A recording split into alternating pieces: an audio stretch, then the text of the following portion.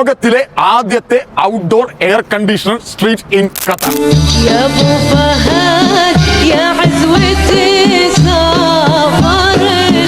അത്തറിന്റെ മണമുള്ള ഖത്തറിൽ ചൂട് കാലമായാലും തണുപ്പ് അനുഭവപ്പെടുന്ന ഒരു സ്ട്രീറ്റ് ഉണ്ട്. നിങ്ങൾക്കറിയാമോ?